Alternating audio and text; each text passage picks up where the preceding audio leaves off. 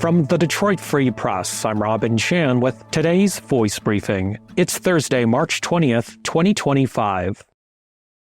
This is Neeraj Warikoo of the Detroit Free Press with some religion news out of Detroit. In a 2-hour ceremony this week, the Catholic Archdiocese of Detroit installed its new leader, Archbishop Edward Weisenberger. In recent years, Weisenberger was the bishop in southern Arizona. He was known for being outspoken in support of immigrants. In his homily yesterday, Weisenberger emphasized the themes of love and compassion. He replaces outgoing Archbishop Alan Vigneron, who has been the leader of the Archdiocese of Detroit since 2009. Vigneron said he now intends to live at Sacred Heart Major Seminary in an apartment. In recent years, there's been membership declines in the Archdiocese of Detroit, but people who attended said they're hoping the new leader can connect with people and reinvigorate the church's presence in Detroit. For more information on this story, visit freep.com.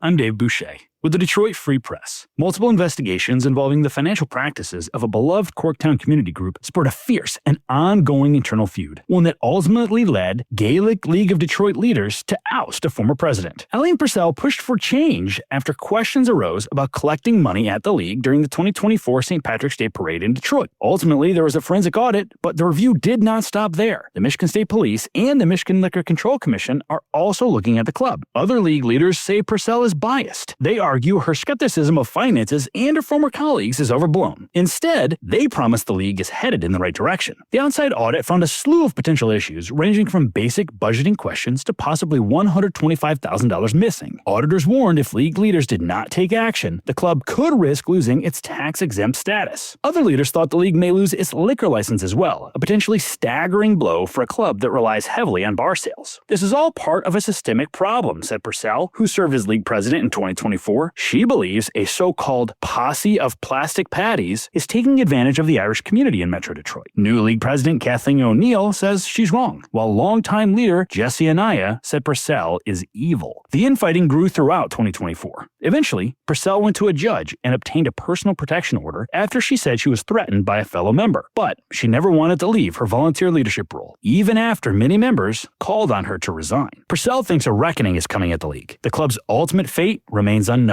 While Wayne County prosecutors recently declined to pursue charges related to an investigation by Detroit police that involved the club, the state police are still conducting a long-standing embezzlement investigation. Hey there, everybody. This is Omari Sanko for the Second, Pistons beat writer for the Detroit Free Press. On this week's episode of our podcast, The Pistons Post, Bryce Simon and I break down the Pistons' playoff outlook and answer questions from fans. Here's a quick snippet of our conversation.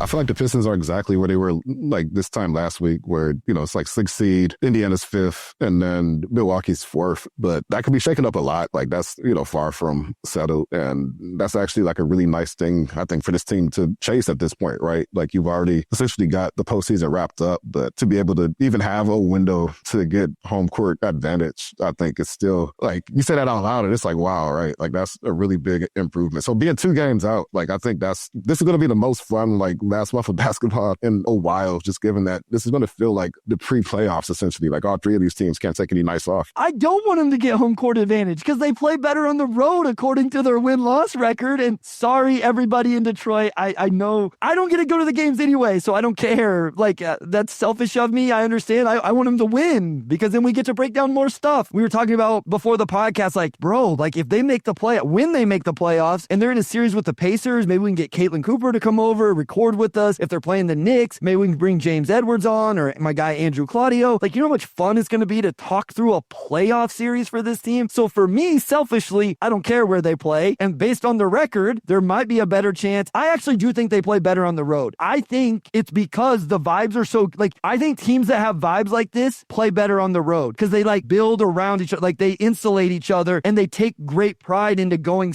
into somebody else's arena and knocking them off.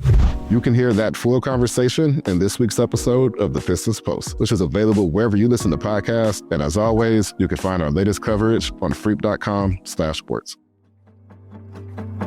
Find more from the Detroit Free Press on freep.com. That's FREEP.com.